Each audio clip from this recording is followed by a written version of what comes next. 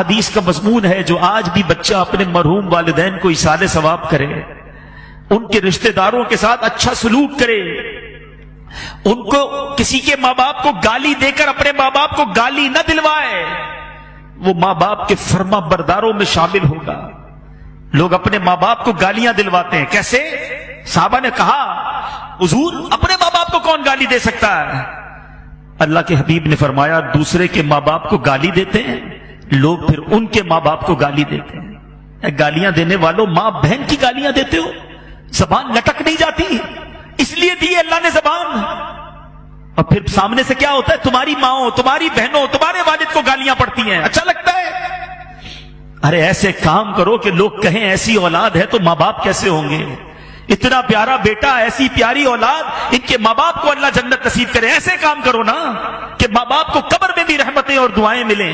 اگر آج کوئی چاہتا ہے کہ اپنے ماں باپ کی روح کو خوش کر لے، خوب ایصال ثواب کر، نفل نماز پڑھے تو ماں باپ کے نام پر ثواب بھیج دے، ذکر و اذکار کرے۔ ماں باپ کی بارگاہ میں نامہ اعمال پیش ہوتے ہیں، یاد رکھنا، گناہ نہ کیا کرو۔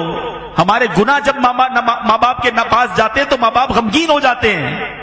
خوش نصیب ہے وہ ماں باپ جن کی اولاد نمازی ہے، عبادت گزار ہے، دین کا کام کرنے والے، صدقہ خیرات کرنے والے ہیں۔ جب ان کے پاس بچوں کے اعمال جاتے ہیں تو قبر میں خوش ہو جاتے ہیں۔ ابھی بھی دکھ پہنچاتے ہیں ماں باپ کو۔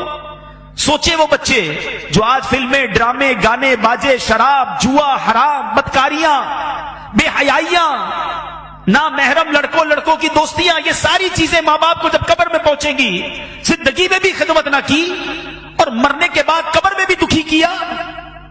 ارے انہیں راضی کرنا ہے تو ایسا کرو کہ روز ثواب پہنچے۔ میں مشورہ دیتا ہوں اللہ کی رحمت سے، جو بھی کہہ رہا ہوں یہ تحدیث نعمت اور جو بھی ہے یہ اپنی والدین ہی کی تربیت اور امیر اہل سنت کی تربیت کا صدقہ۔ ہمارے پاس تو جو بھی ہے والدین کا ہے نا، یہ بھی ایک بات یاد رکھنا، جن کے ماں باپ حیات ہیں اور چلے جائیں، دونوں صورتوں میں ایک بات یاد رکھنا کہ آپ کے پاس اور میرے پاس جو کچھ ہے، پیسہ ہے، عزت ہے، شہرت ہے، مقام ہے، واٹ ایور، یہ سب کچھ ماں باپ کا ہے۔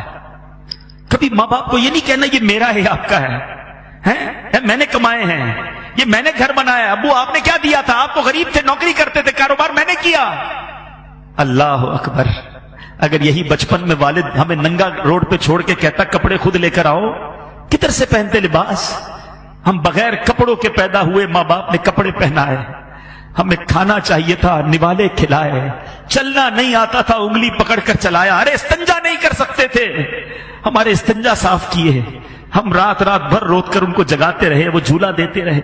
سوچو نا، اچھا کہتے گھر دلا تو دیا، ملازم تو دے دیے، مہینے کے پیسے بھی تو بھجوا دیتا ہوں، اب اور کیا چاہیے؟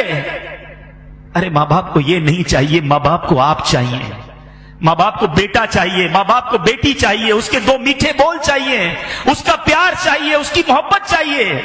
وہ پیسے کے لیے جیے کب تھے؟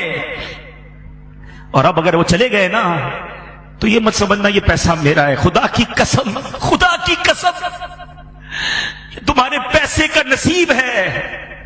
اگر تمہارا پیسہ ماں باپ کے لیے کسی جگہ استعمال ہو جائے، ماں باپ پر خرچ ہو جائے اور زندگی میں خرچ ہو جائے، تو خوش نصیب ہے وہ بچہ کہ کبھی ماں باپ کو کچھ لا کر کھلائے، کبھی ماں باپ کو کچھ اچھا پہنائے، کبھی ماں باپ کو کوئی تحفہ دے۔ اس سے زیادہ خوش نصیب کوئی نہیں ہے۔ ساری زندگی جنہوں نے مجھے پہنایا، جنہوں نے کھلایا، آج اللہ نے موقع دیا کہ میں ان کو کچھ پیش کر سکوں، اور اگر اس وقت نہ کر سکے، اللہ نے بعد میں مال دے دیا ہے، اللہ نے بعد میں نواز دیا ہے نا، تو آج کر لو نا، بھیجو نا ثواب انہیں، صدقہ کر کے، خیرات کر کے۔ مشورہ دیتا ہوں ماں باپ کے نام کی مسجد بناؤ، اللہ نے دیا ہے نا، اللہ بڑا کریم ہے، صرف ماں باپ کو ثواب نہیں ملے گا۔